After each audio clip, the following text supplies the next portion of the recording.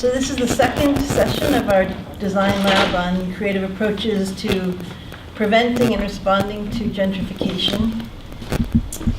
And just to make sure we're all on the same page, last week we talked about framing the issue, and this week we're looking at different creative approaches, and then next week we'll be developing our own creative approaches to some sub-question of this big problem. And so today the class is kind of in three parts. We're going to hear from Wen-Ti Tsen, an artist who's been living in the Boston area, in Cambridge, I guess, for quite a long time, and has done a lot of work with progressive organizations and also with communities, and he's done a lot of work in service of communities and also in his own artistic expression. And that will be the first, like, let's say, hour and a half or so, hour and 20 minutes or so. And then we're welcoming a guest from the Alston Brighton CDC. Yeah. Katie?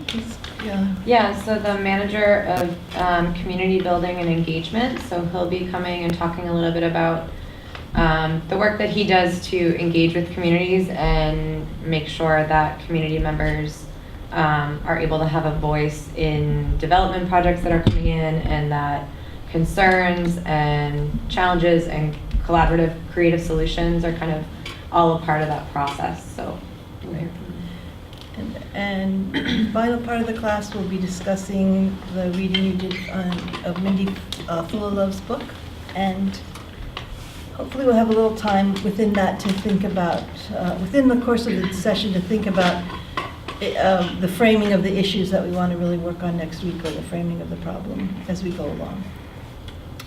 So we have a couple of guests, or at least one guest who isn't part of the class, so maybe we can just quickly go around very quickly and just introduce yourselves if you're in the class or whatever. And then we have some people joining us on Skype or Zoom or something, Victoria, so we can also hear their voice and just bring them into the group. But Dan, would you begin? Sure. Hi, my name's Dan Terrace. I'm a colleague of Cindy's at the International Center for Ethics, Justice, and Public Life here on campus, and thanks for welcoming me. And I apologize in advance because I have to leave for another meeting around 3, so I'm sorry about that. I'm Shelby. I'm a grad student over at the Hiller School, so yeah, joining for the design lab for the 4 weeks. Hi, I'm Kate Fahey. I'm also a student at the Hiller School. We're studying conflict resolution and coexistence, and I'll be here for the design lab as well. Yeah, I'm Hauke Wiesler. I'm also a Hiller student, a grad student in the conflict resolution program as they are. And I helped to design the design lab last semester on Aleppo, and I'm helping Cindy plan and kind of facilitate this one as well. Hi, well, I'm Victoria. I'm a Fulbright visitor scholar from Argentina, and I'm studying here with Cindy and researching on social arts and social transformation. I'm Donald. I'm a grad student, and I am. Could you talk a little louder? I'm Donald. I'm a grad student, and I'm actually one of the students in this class. Right. I'm Emily. I'm a sophomore, and I'm in this class. I'm Anna. I'm a freshman, and I'm in this class. And here we have somewhere Marine and Kiana. Marine, are you there? Yes. Hi, I'm Maureen. I'm also at the Eller School, a grad student, and I'm in the class and participating in the design lab. And Kiana? Hi, I'm Kiana. I'm in the class, and I'm a 4th year. Okay, great. So, if actually maybe it's easier for you to, can you operate both things, or? I think I prefer to stay there and see that it's... You'd rather do it over there, yeah. Then I can control this, right? yeah, or I can, Wen-Ti. I think, yeah, no, I think it'll be easier, quite likely, yeah. I'll just, yeah. Yes? No, I think it's all right, you just... Okay, yeah. stay, okay. Okay. It's okay? Yeah, okay. Okay, so Wen-Ti, it's all yours. Thank Well, you. I guess I should say something, right? Yeah. You can say, no, I thought yeah, go on. Well, Wenty is going to introduce himself mostly, but I just want to say that, like Jane Sapp, Wenty is one of my mentors and colleagues, and we've worked together on many projects related to oral history especially. And without going into credentials or a lot about his background, I'll just say that Wenty is one of the artists I know who can really translate into visual form the expression of communities in a really powerful way.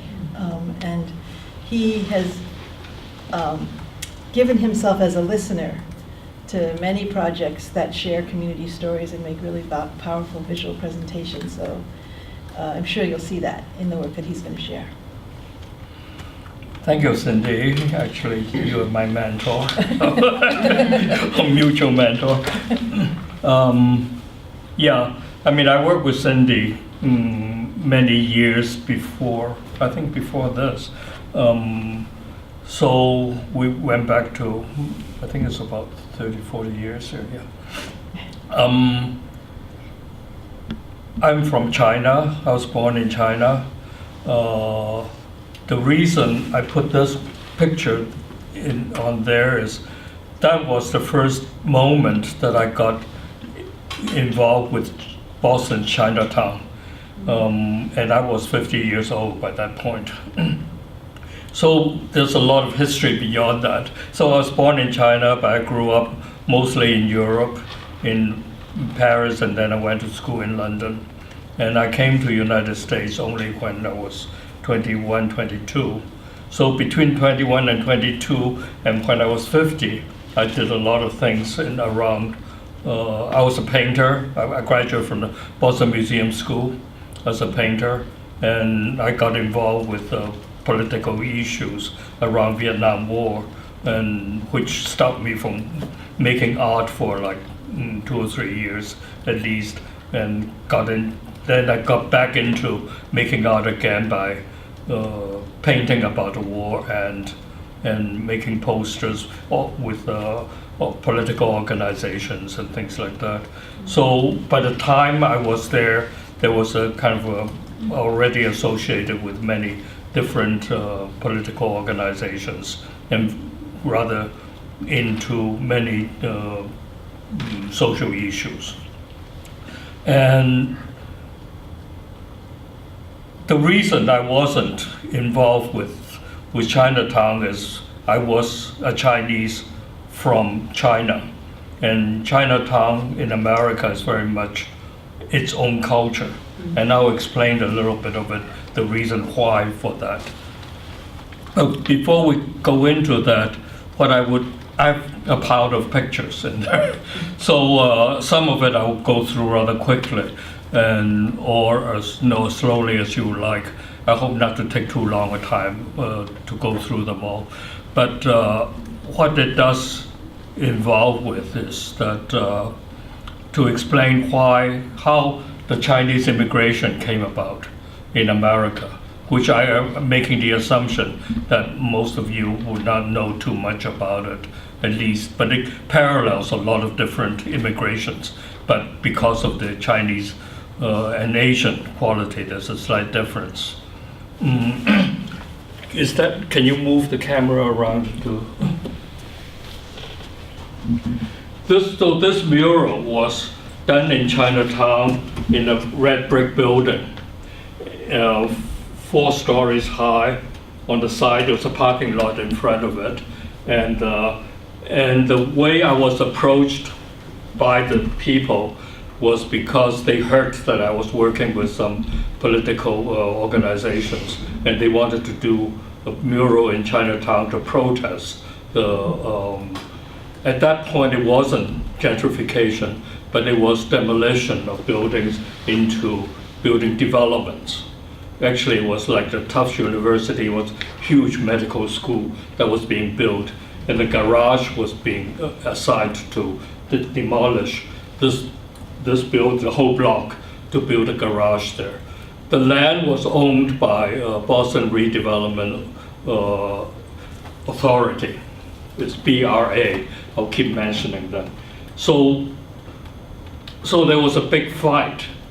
The BRA Chinatown, the trouble is, it has always been a little bit dissociated from the Boston City.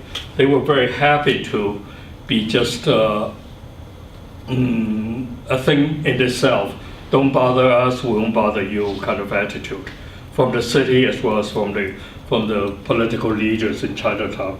So was organized by some merchant associations that's running essentially their own little city block. But by that time, there was a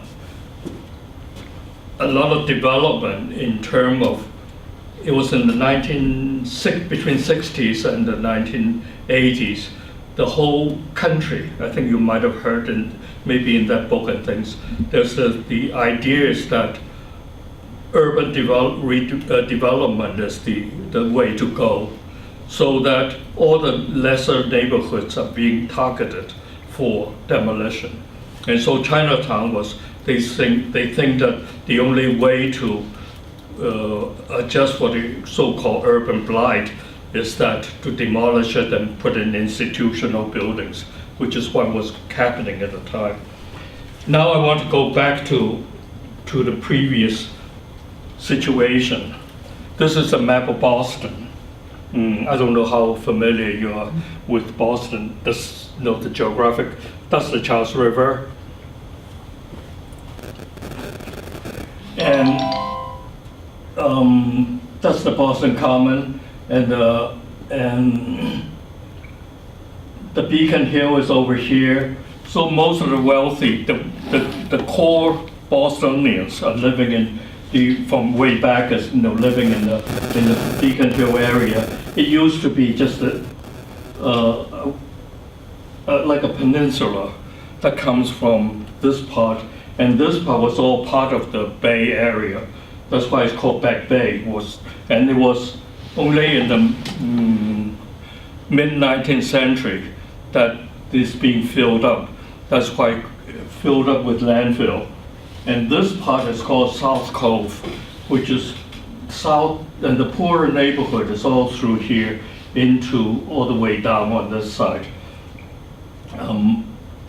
So this part was used to be, this is the harbor, and this was the kind of like the fill-in, another fill-in part called the South Cove. So people were living there until it's a relatively poor neighborhood in the late 19th century. And the Chinese, when they came,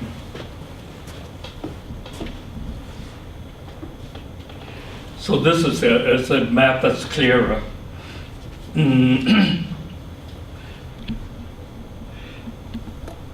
Chinese came from China to the West Coast from 1848 with the gold rush. So the earliest Chinese immigrants start coming in to work in the minefields for the gold, and then it's turned into, there wasn't too many, and then it turned into when the railroad, after the Civil War and the development of the railroads, they start working in the Central Pacific from the West Coast in. The Irish immigrants start working the Union Pacific from the east to the west, so that the two met up in Utah and Promontory Point eventually toward the end of, I don't know exactly, it's I think 1880 something.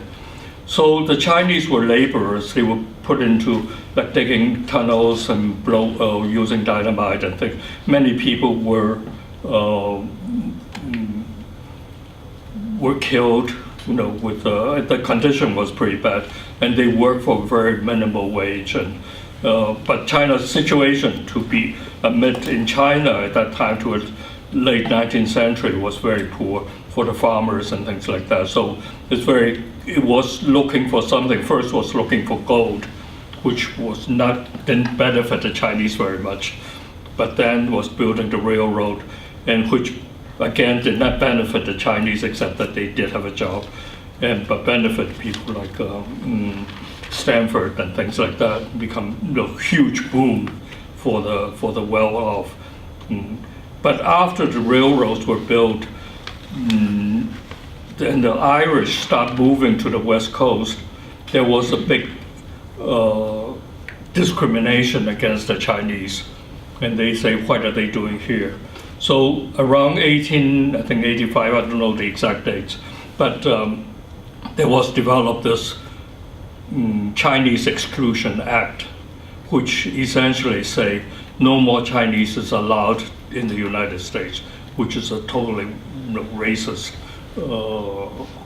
I think it's one of the earliest racial laws aside from the African slaves. And Chinese and all people of color, and they weren't allowed to be citizens. So essentially, they were also considered as the 3/5 of a person, part of that. No, they have no voting rights. They have nothing. So they were excluded also from a lot of jobs, so that they became they were wandering around doing whatever labor work they could find. And the reason they start moving to the Boston area is because there was a strike in North Adams. That was,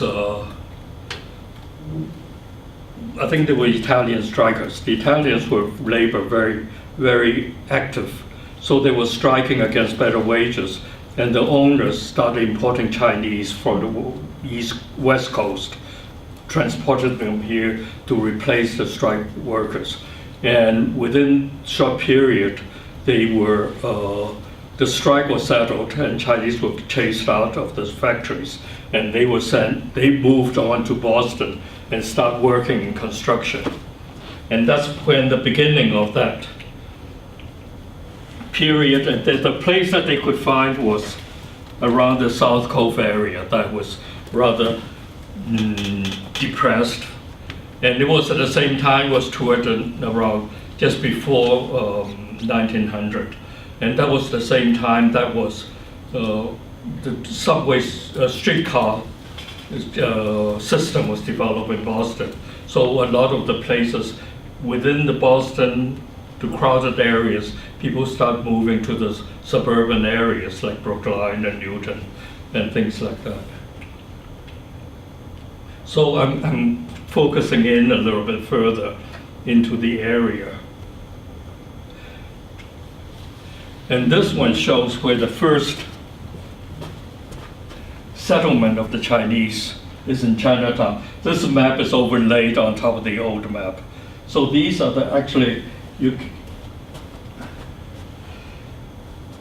red ones are the families, and there are 289 single person, and then there's like 53 families living in that small block around this corner here.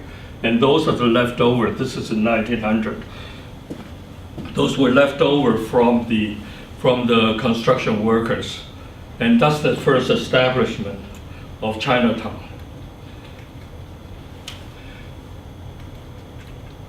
And this is 10 years later.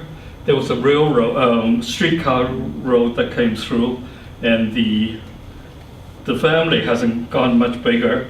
293 individuals, 72 individual members that belong to families. Because of the Exclusion Act, women are not allowed to come to the United States from China. And all laborers are excluded unless they have good reason to come. Mostly no reason at all. Professionals are allowed to come during that period. So this is 1920s, this is 1930s. These are from the census of going through so by 1940, there are still not many people, 296, and 339. By the way, I bring out these kind of statistic things. I'm not at all a social researcher, and I'm just grab these things off the map to show. But it does show the spread from this tiny place into the different streets in that neighborhood, and that's how the neighborhood was established. And this is another view. This is over the same area. The area that I was talking about is here, but this one shows rather interestingly is where, because of the job limitations, Chinese weren't allowed to go into almost any profession except for being a laundryman and work in a restaurant. At that time, it was mostly the only survival things for a working person is to run a laundry shop, and they couldn't own any businesses almost except for being a laundry. And the town themselves organized in such a way so that they support the laundry. If someone comes in, a newcomer comes in from the West Coast wanting to make a living, some merchant organization will say, we'll give you some money to start a job, to start a laundry shop. And laundry shop means it's a place about a quarter of this room. You have a tub, you have an ironing thing, and they're almost always just a man, and they will live there by themselves. And they worked from when I first came in 1959. There's still a lot of laundry shops all over the place, and Chinese laundry shops. And I would walk by, and when I get up at 9 o'clock, they've been working for 3 hours already. When I come home at 11, they would be still working there. The shops are open and regular long hours, but they would still be washing, ironing all night long. So essentially a single person would be working in the shop this size just day and night, and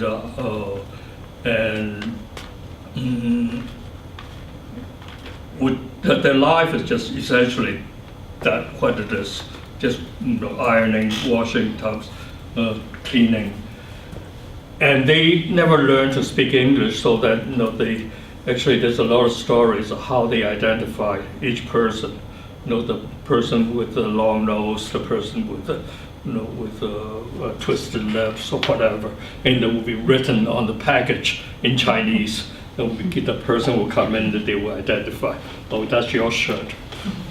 And these red dots are the laundry shops around 1940 in China, around the whole Boston area. This one shows you a little bit better how there are 50 of them in that neighborhood. The reason is they can't have them all in China. There are none of them in Chinatown, but they are all in the south, what is now South End area. So each one of these is, almost every block is a Chinese laundry shop. But actually the reason that all those years there wasn't such a large increase of Chinese population in Chinatown, because that was used as a center to distribute, because you can't have laundry shop all together in a small area. So they are often sent off to other places, all through the greater Boston area, actually much more than that. If someone comes in and wants to start a laundry shop, the merchant association would say, you go to New Hampshire, we don't have in this small town, we don't have a laundry shop there, or in Vermont. So they would be sent a single person again to this small shop. So this is just the laundry shops in around Boston area, but when you go out to the home map of New England, they extend much more. And the proprietors of these shops would all be living in Chinatown and commuting? No, or would they live in these? They would be just sent off because, okay. yeah. So they would be living in the suburbs? Some in the suburbs could be living in, they will quite likely mostly, they live on top of the shop. Or even in the small room behind the shop. And what they actually is a very good question, is that what they do is that on their day off, they would come to Chinatown to buy food, find entertainment, gamble, to meet other men usually. So their social life was still in Social China. life would be when they can obtain it, which you usually, like if you are living in northern Vermont, it'll take like 2 or 3 months before they come back into Boston. But that's the essential thing when you look at the numbers in the census thing, that not that many families, not that many people were living in Chinatown, but it served as a center for all this huge area that was happening. By the way, if you want to, I'm just going on, just want to, if you have any question, please just stop and tell me what you want to hear. I may be running through a lot of things without too much interest.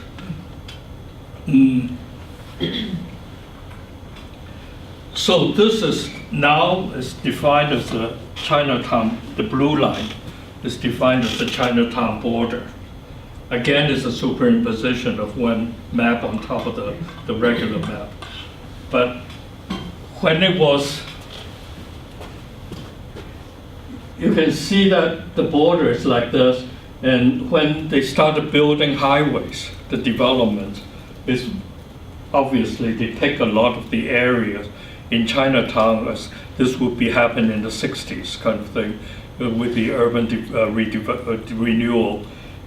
They saying, oh yeah, we need a highway through there, another highway through here. It's what disposable area is there? Like Chinatown this is a poor area if we develop it and use it. And most of the land they're still owned by the Boston city itself. So they are totally free to decide that they can use the space. But the neighborhood here is kind of deceptive, that there was a very strong cohesion within the people. And the main street of the several, Leland Street, Beach Street, those are the shops or the restaurants.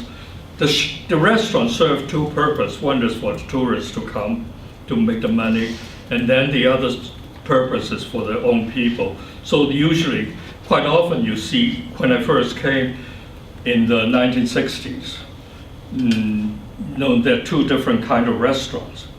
On top is usually the serving for the general public, and they serve really bad Chinese food, chop suey and chow mein and all that stuff.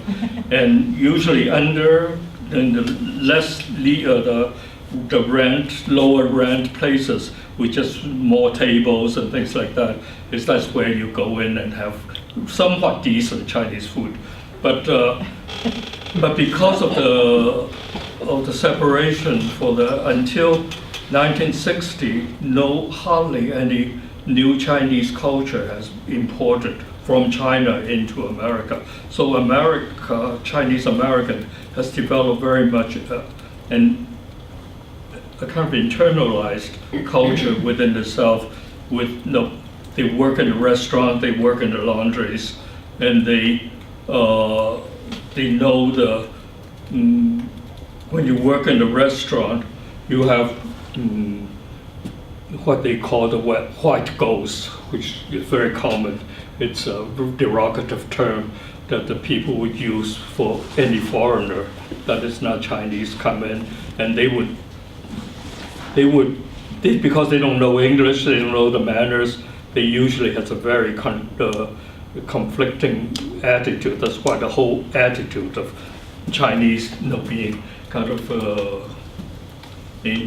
what's the term? That you cannot tell what they are saying, they're thinking, all that stuff. It's developed, and they are usually quite rude. If you want to eat chop suey, okay, I'll give it to you, and throw it on the table. And which developed the reverse thing. When I first came, that was very shaming for me when I went out with my friends from the museum school to a Chinese restaurant. At the end of the meal, they often would pour tea into the dish, because they say the Chinese, they would just reuse what is in the dish back for the next customer, which is, which of course is, no, it's not really true, I don't think. And there's all these stories that they're serving chicken, instead of chicken, there will be pigeon in the icebox and things like that. So there's a kind of like two separate levels of things going on. Wendy, I just want to say you're approaching about 30 minutes. Mhm. You're approaching about 30 minutes. Okay, all You agree that I right. would touch base with you. All right, I'll go through the rest of it. Okay, these are just what developed here is the shows you where the development, luxury housing, these are very recent developments. So there's 300 luxury buildings being developed in this area that is growing up. All right, I think we have enough of the background. If you want to know more, go to this website. It's called the Chinatown Atlas, and most of the material I got is from there. So back to this story. So this is the beginning of the working, and then later on by 60s, women start to come in, and they became a lot of garment workers. There was a lot of in Chinatown itself, there are a lot of factories, the garment factories. But the factories start to lose the thing to move south, and then the development start to develop, and people start protesting over here. So people start protesting, and that when the city start to pay attention in that area. And the high rise is those typical housing was these red brick buildings. And so when there's luxury building, it's totally contrary to what is there, and the building themselves can be demolished or sold for relatively low prices, and then have a 300 unit building like that. These are the typical building that was in Chinatown, and that was a protest thing that was going on.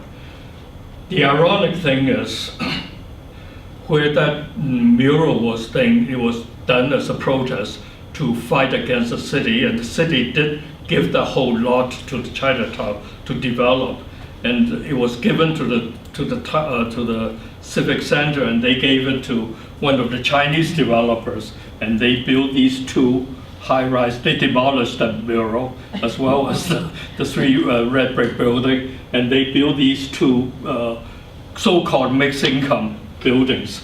But actually, what happens is, and they are only people with a Chinatown history can buy into it.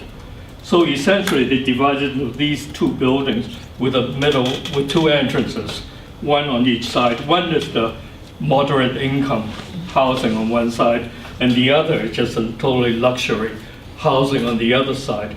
Often it's bought by Chinese who don't want to live in Chinatown, but they would live in the suburbs, buy the unit, and then they rent it out to other people. The latest thing is Airbnb that is developing.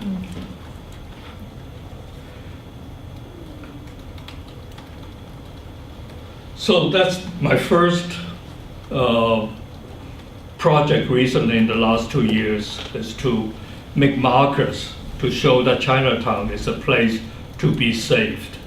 So this is called Flagging Chinatown. It's a bunch of nylon flags with all the demands on it. And it's used for two purposes. One is to mark around the border of Chinatown, which I'm just very quickly going back to that.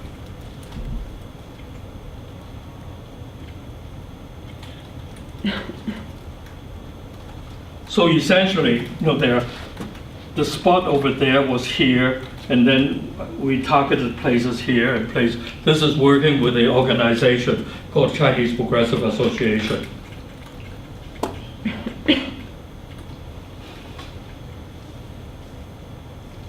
And so this is one of the first marks, and that shows you show the process. I work with a lot of college students mostly, and then we make these flags with the signs that says, we want some of them, and then housing, we want schools, we want library, and things like that. And it's used a stencil to print it out. These are 3 projects that I've done, and I can show you examples of what we can, is possible that we can do with some of the things. And it's sticked out like that around the town. And it was up, those flags were up for 1 week. And then they were also used for demonstrations with a lot of people parading and shouting slogans. So it attracted quite a lot of attention. This was inside one of the houses that was condemned because the owner was a Chinese owner, and he wanted to sell it to big developers, and they just stopped fixing up the house when window get broken. They just put a board on top of it to get the get the renters out of there. So, and this woman is one of the one who used to live in that house.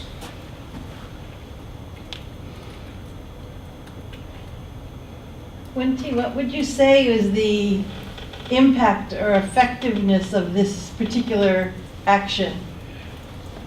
It's hard to, I mean, it just draws publicity in essence. Essentially, it's to call it, it's like marking it as a place that is not, that is not just any part of the city, but there is a distinctive quality about it. And that there are people living there who wants that to be preserved. And a lot of people were involved in creating these flags. Yeah, I mean, just for the making of it, there was about 20 or 30 people on that working day. And then the marches involves about 50 of people like that. Mm-hmm. Yeah. And several times, this was through Cambridge, North Cambridge, it's near Porter Square area. Mm-hmm. And this is the group, just a group of people who was involved with it. And it was kind of fun, and it was very, very enjoyable. I think that's why you can make these things into kind of like fun projects. So this is the second project. It's called and Against Gentrification. It's a paper mural that is being done in the corridor of an office building. Against, we have several painting sessions and invited a lot of different groups from different places to participate in it. So that's in the process of painting the day, and we provided painting materials, whatever is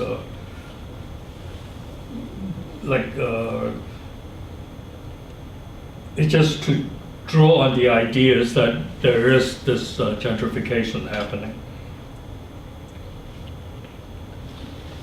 This is a professor somewhere in the UMass. And look, the way he's doing it is he got some picture that looks like a fist from his iPhone, so he's copying it. So things like that, most of the people are totally have no experience in making art, but by using these facilities, you actually participate in many different ways. And everybody feels that there is some ownership for the thing. Old people, it's just a day for seniors.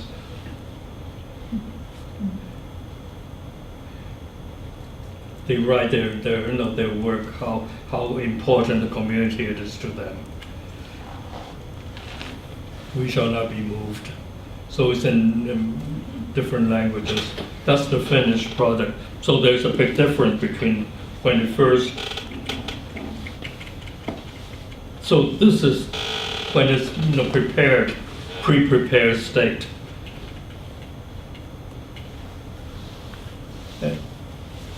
So that's the finished mural. And then it was also shown in the gallery in Cambridge, and it was spread out. These are two of the organizers I worked with. So now I'll go into the last project, which is another markers that I got from grant from Creative City from New England Foundation for the arts. It's making a bunch of figures to be posted like the flags, coming out of the idea of the flags around Chinatown itself, in the parks and the streets. So this is the studio being prepared by the workers. They are developed from tiny photographs and blown up on large posters and sticked it on plywood and then painted on top. These are the, this was the Chinatown Gate, and this was in the Chinatown Park with the two figures on the side. And they're about life size. This is a laundryman that is in Chinatown Park. And this is right in the Harrison Avenue, a very important central spot. And he's the only guy that got damaged by people somebody knocked his head off, which I put it back together. This one is, I particularly like. It's on the central street of a shopping street with restaurants and things. These are two sisters who presumably were taken in China that in the 1920s or something to be sent to America as potential brides for somebody. And the way they're clinging on to each other makes me feel that quite possibly they'll be married once they are here to different husbands, quite possibly in very far different places, which is a common practice. So it's supposed to benefit both parties, but often leads to a kind of marriage that is very not just sustainable, but and they have children and things like that, but not necessarily very happy. There's several things about this picture that I find particularly interesting is those two younger people with the way they're dressed, the way they're made up, and the way there's a description of what the whole project is, and they looked at it and it's like confronting each other from the past to now.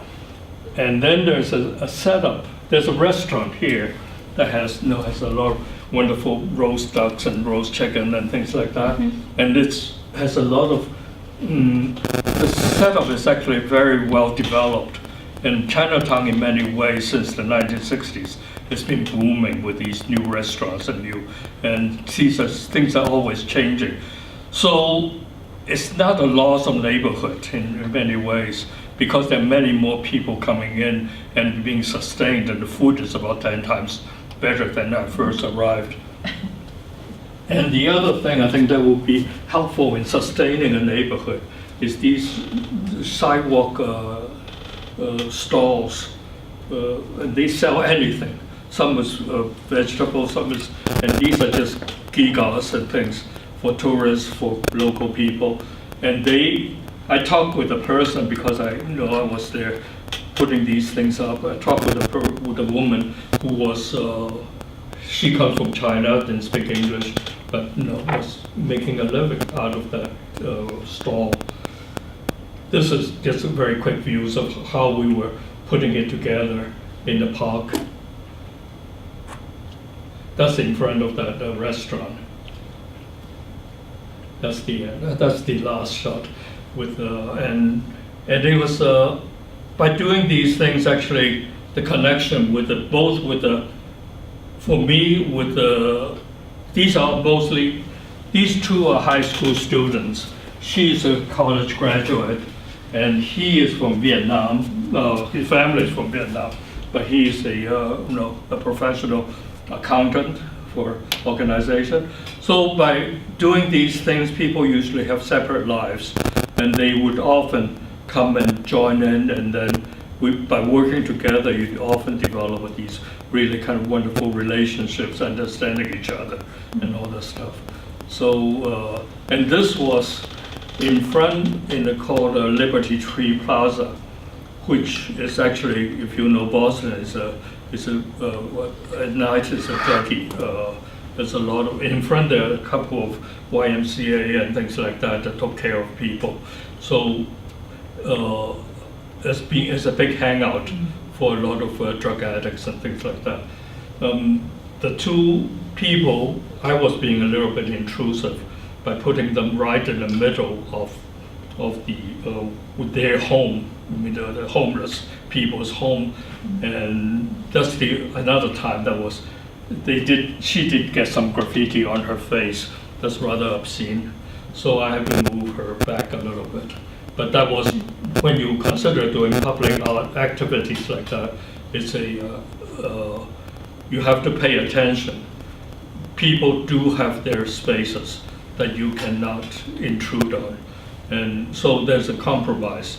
I mean, I talked to the people too, and they were, some of them were kind of crazy, but very friendly, but And also, they were up there for 3 weeks, and by the time they come home, they were pretty smelly. They use it as a toilet and things like that. No. Behind. I have a question, then I'll open it to others. Yeah. So I'm curious about what your intention was in setting these images of people. These are real historical figures. Yes. Right? What was your intention in setting them around Chinatown? So long, Dan. Thank you, Dan, for coming. Thank you. And how did you choose the people you chose, and where you put them? Right. Like, what was going on inside of you that led to this? I worked with the Historical Society of New England and went through their archives. My idea was, instead of the flags, to assert that there was people there. It's not just more than flags, there was people, and more than slogans. There were actual histories of the people. And in the archives, an interesting thing is, you see a lot of upper middle class people with families. Very hard to find anybody like those two are. Obviously the wedding pictures. Of course, they got dressed up, but they were upper middle class people. Yeah. And and because of the idea that they are relating to the viewer, I want them to look directly eye-to-eye contact with the people. And that is also not very easy to find in the archives. In the archive, there are some pictures taken like laundry shops, taken by like the Boston Globe professional photographers.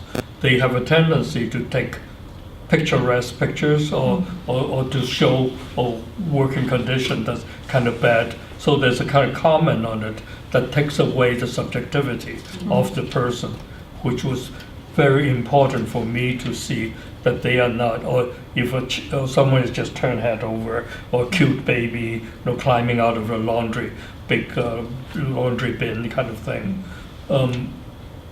So it took a long time to find that picture of the laundryman. Actually, I'm going to go back to it because it's another.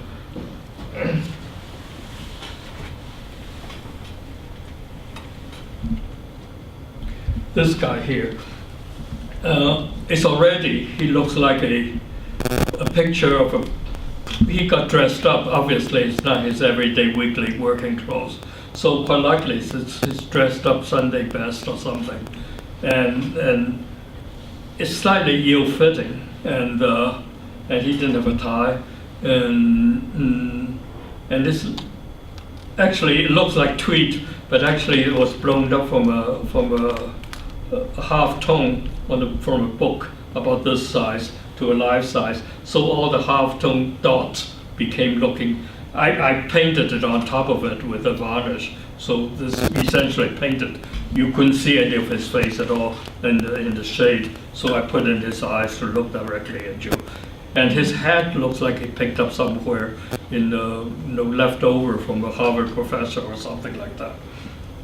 So once I worked with him for a while, I developed a lot of empathy for what he was. He had a kind of like a tattoo on his arm. So I invented a whole story that he might have jumped ship on the Boston harbor, on the freighter, and then found his job as it's in Blue Hill Avenue. If you know Boston, it is now it's an African American neighborhood.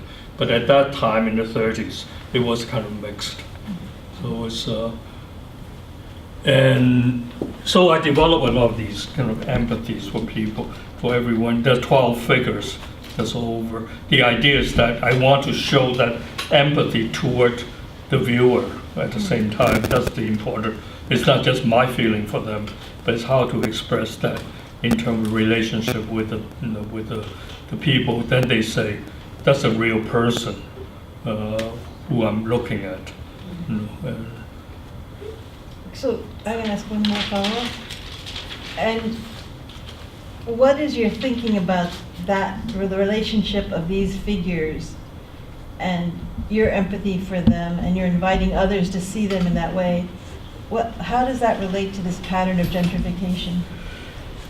That there's a long history. I mean, that's what actually the board on the side did explain the whole history of the migration that I was talking about.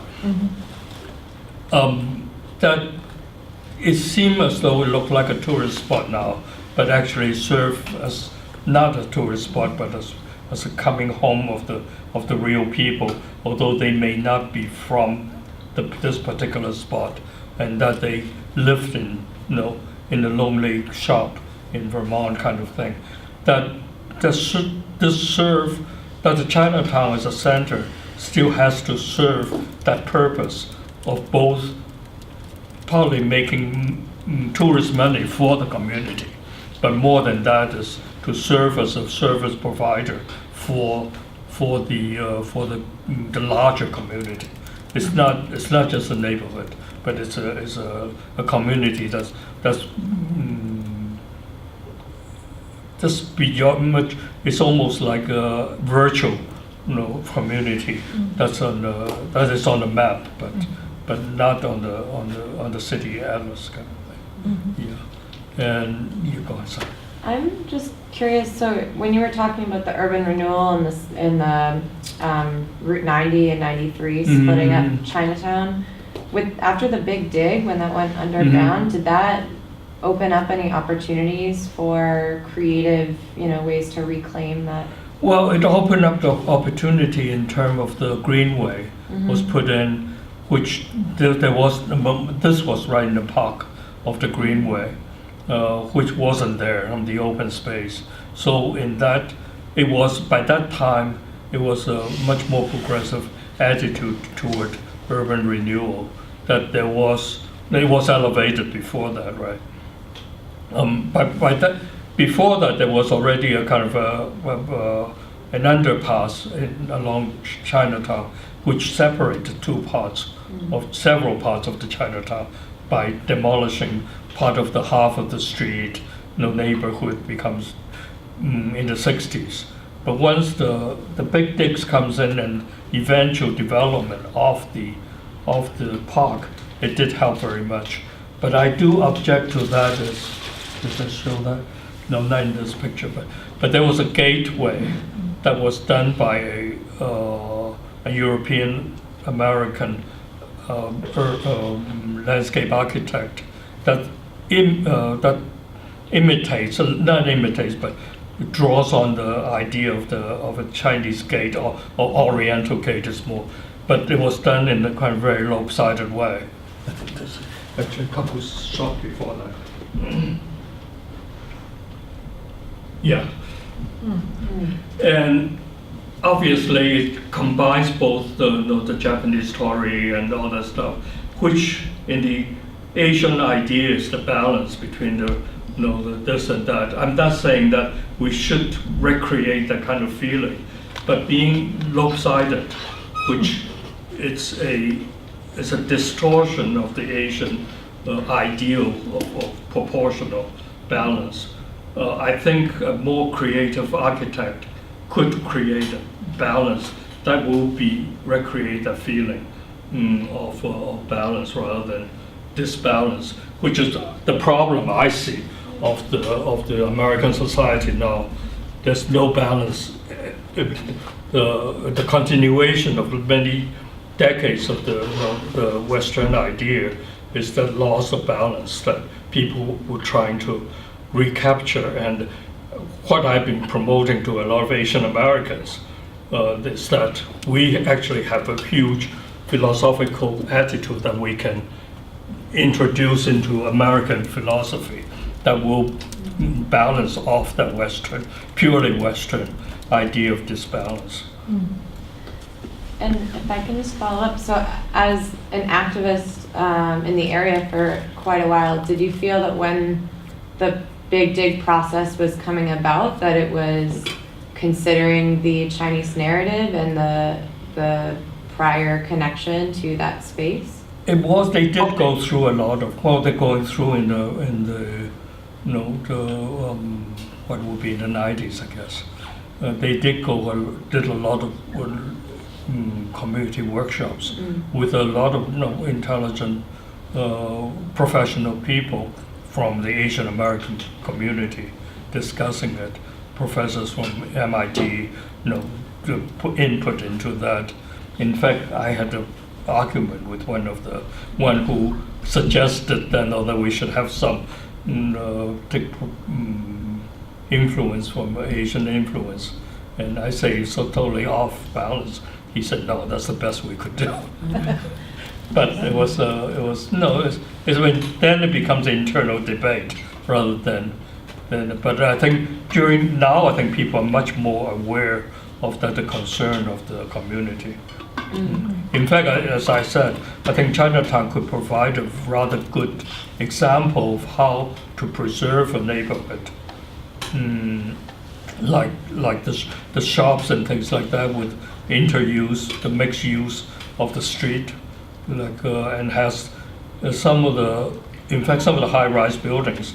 I was distributing flyers for Obama in the 2008 time. I went into one of those high-rise buildings, and each floor has corridors with apartments on both sides. Instead of when I said it was I'm going into a development, it turned out to be a really lively street. It has the recreation of like a Hong Kong alleyway, with all the doors open, people sitting and eating their dinners in the corridor and talking to each other. So it's not manufactured, but it's just like being inherently being part of the culture, and it wasn't a mixed culture, I must say. It was just they were all Chinese, all quite likely from the same. They're all working class, older people and things like that, and they didn't bother to be anything like becoming anything like an American at all. They just they have their children quite likely have jobs in restaurants or something like that. Now the remnant of mostly jobs, working class jobs, are left over in working in restaurants. So. And they quite often they work 2 or 3 jobs. The wife used to work in a garment factory. Now they may do electronic and things like that. And the father quite often works at dishwashers both of them sometimes work as servers in restaurants and things. And the grandparents would be taking care of the children, taking them to school and bringing them back, and things like that. So it's a rather comfortable development. The third generation would, like those 2 girls I was working with in high school, their parents were working in restaurants, and they were perfectly English speaking, and they were preparing for college with all the, and they will go to a very good college, quite likely, and work very hard, and then become professionals, and then provide for their parents suburb doesn't work very well, which is the other thing that I see gentrification as a kind of rather positive movement one can think of, is that instead of people moving to the suburbs, now people are moving back into the cities, and the city property becomes more valuable. which is a problem to the people who were in the cheap city properties. Where can they go? Because closer to work, closer to the subway, and things become much more valuable than driving, which is a good thing, right? Driving cars over and getting caught up in traffic jams. What seemed to happen is actually, about 20 years ago, children become professionals, would ask their parents to move with them to places like Waltham and things like that, farther away, Arlington, Lexington, or even farther. Then they would be caught up, the parents would be staying at home taking care of the children, but they totally don't have anybody to relate to. The children will be off at work, and the parents will be just at loss. The children will be, the grandchildren will be at school, and the parents are just, will be just sitting there reading, looking at TV and things like that. So they prefer actually to have some of those high-rise new developments in the city that they can go play, mahjong and things like that, chess and all that stuff with their fellow. So that's why mixed income housing is actually very important, so that they still have a place to be able to go to. And then often they have medical facilities and things like that. Chinatown has developed rather good facilities for a lot of the people, for older people.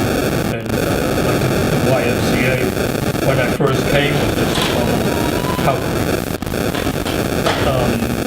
that people used to play basketball in, and now has a huge new building that has an exercise work, and it's being used by many different people, swimming pools and everything. So in that way, it's actually, by making a very vital neighborhood, makes even better by drawing in people. Most of the people now have moved out of Chinatown into Dorchester's and Malden and things like that, and they're satellite Chinatowns developing in all those Chinatown or Vietnamese town or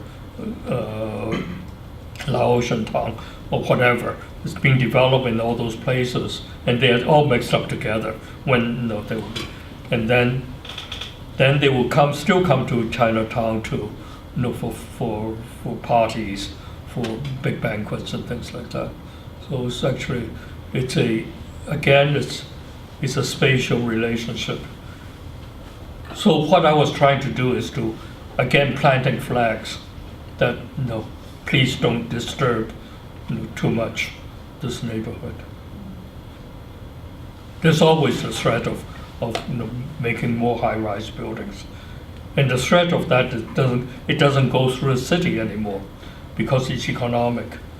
And the Chinese owners of those small blocks with 3-story, obviously, if they can sell it for $1 million or something like that, and have someone develop it with each unit costing 200 units, each one costing $1 million, then even for the owner themselves, it's still a very big pot of money that they can save, which before was like a totally decrepit house. So it's hard to argue with them in many ways. Who else has, So different, yeah. who else has a question or comment? I'm wondering about Maureen and Kiana listening in. Do you have any questions? No, I don't have any questions. I just find this I just find all the information really interesting. Great. Thank you. Maureen? I don't know if she's still with us. It's okay. Hi, sorry. That's okay. Did you want to ask a question or comment? No, I've been really enjoying listening. I think I'm gonna let you guys keep doing. Okay. Thank you, though. Yeah. So Wen-Ti, it sounds like your own personal and artistic sensibility about the changes in Chinatown is quite mixed. Like on the one hand, there's certain losses that have come with this gentrification and certain benefits, or certain, or maybe the community has some kind of resilience to Yeah, hold I on think to some that's of, true. I some think of there's its forms of life forms, even in the face of this. I think the advantage was the immigration law has changed from the 50s through the 60s, which opened it up. Even after the Exclusion Act was finished, which is zero, immigration. It was changed during the 1940s when China became allied with the U.S. and they against the Japanese. That's when it was 1943 that they eliminated the Chinese Exclusion Act. But then they put in a quota of 105 Chinese is allowed from wherever, South America, China, wherever. So it's a totally racial policy. But the Chinese are very, they find a lot of different ways of sneaking in, but doing different things. So that's why the populations keep on growing, even during the Exclusion Act. But in the 1960s, it's totally eliminated that there's no racial barriers between, according to it was during the Kennedy era, for immigration. So after that, there was a huge influx of Chinese from Hong Kong, from communist China. You don't have to be a refugee to qualify and all that. So there was people coming in, which brought in a whole wonderful kind of food, roast chicken, roast duck, and all that. Chow mein is no longer on the menu, and the boom of fruit also influenced people start growing Asian vegetables and things. So actually, there's an interfeeding between the economy, and so generally it's much. For me, as a Chinese in America, is much better off in now than in the 60s in Chinatown. There's still a lot of problems. I'm not saying that.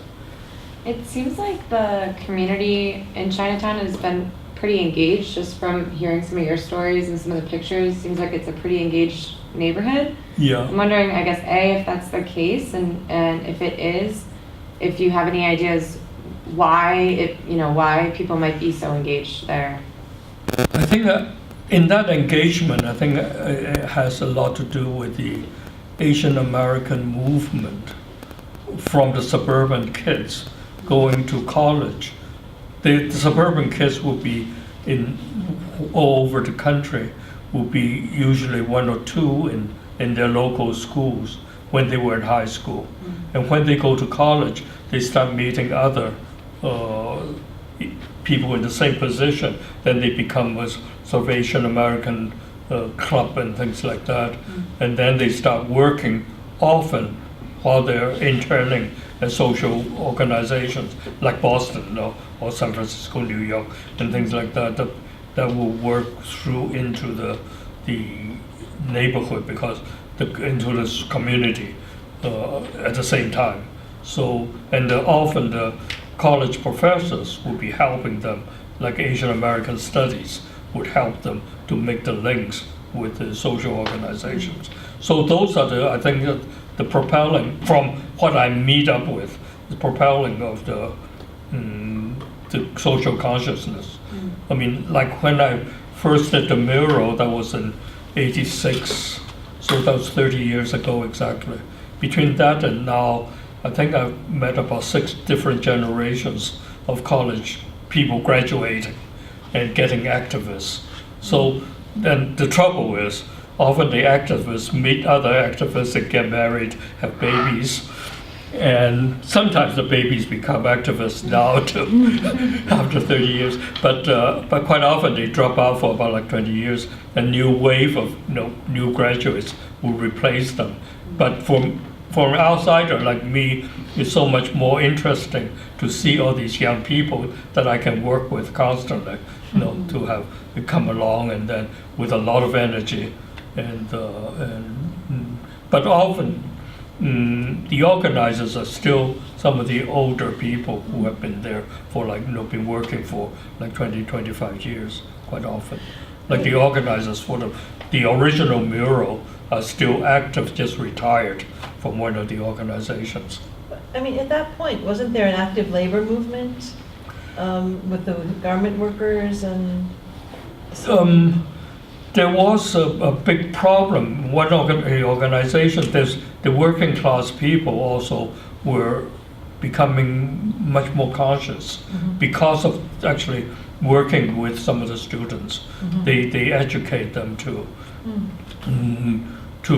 organize together, because the garment factory start to close up, and a lot of the women work largely in the garment factories as sewers in the 80s, and then they start losing their jobs, and they have to.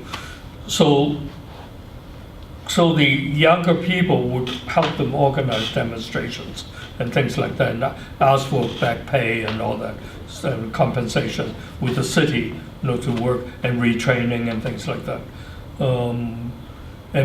But since then, there's also a huge input of new immigrants from different parts of China, and there's also a lot of undocumented workers, especially with restaurants, and they're not protected in any way, and exploitation by the Chinese restaurant owners is very very bad against some of those people, because they cannot complain to any, because of their status, they cannot complain to anybody. So usually some of those social organizations will help them to move from, without anonymously complain to the restaurant owners, and get city to investigate how the restaurant's running. But it's a rather dicey situation, because you push too hard, then you have to actually do the damage for the workers, because they will be put into a position of being reviewed and all this stuff, and being deported also. So how can you push this way and that way? Yeah, I think there's still quite a lot of activism all over the place here. Do you feel that the Chinese community can advocate for itself now in relation to development efforts? I would say mostly, so that if there's a high rise, quite likely there will be some compensation or high rise of the type I was talking about, that turned into corridors into a Hong Kong alleyway. But so yeah, that helps a lot, and I think in that way, that is, and having medical facilities, and the schools public schools are much better at doing bilingual and things like that.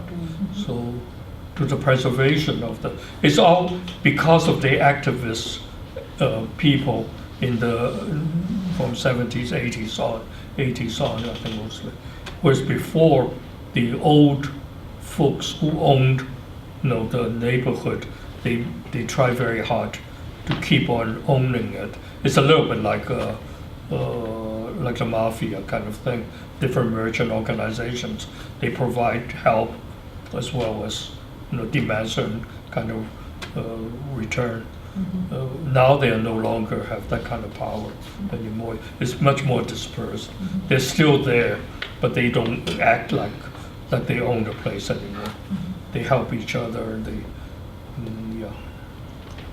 But I won't cross them still. I'm thinking we should maybe stop and take a break. Although, I'll ask one more question, and then we'll take a break. I'm just wondering how you feel about your role as an artist in relation to this community, or how the community sees you as an artist. And yeah, what you think in general maybe the role of the artist is in communities that are facing these challenges. Art is not an essential aspect for most of the community. So I don't I don't show my own art in the sense that I can develop it fully.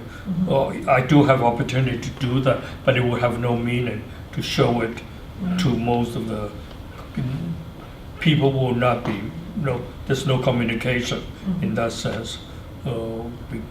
For example, if I'm making a painting, referring back to Vermeer or with the appreciation how it's painted and all that, it's the language that is not meaningful. So I adjust what I do as work of art to what is necessary for the parts, and it's very satisfactory when it's done. Like the paper mural, it's done by mostly other people, but definitely my part is that it's very fundamental of just pasting the big pictures of buildings as a foundation for the whole mural that people can put, the old people can draw right on, and younger people can just do their big hand on. But there's a fundamental cohesion in the whole mural that people do recognize and appreciate. They would say it's not like you just paint on this wall. It's a very different. You really do need the several people organizing it to make it make sense, and that sense has to relate to. So we discuss it. It's not just me, but just several people with some artistic training. We do discuss it. Let's put a map here. Let's put this here and put that there, so that there's a evolvement underneath of the composition, so that when people put the scribble on it, it makes a kind of like a coherence, and that the coherence has a kind of musical development that goes from one point to the other. That in that sense, I think that's that you do, and you do get satisfaction at people appreciating not at you but at the object that they created. Right. So it's and the frame that you've created for them. Right, for them to create. And you still leaving it rather free to go whichever way it needs to go, because they are actually putting in their passion into it too. Like you don't say, don't do that, no. Because you spoil my composition. Wenqi, I want to really appreciate the complexity of this story that you've just told. I think it's really important for us in thinking about this to see these different angles, historical and cultural and architectural. Really, really helpful. So thank you. Okay, so how about a 6-minute break? Yeah? Okay. Hello.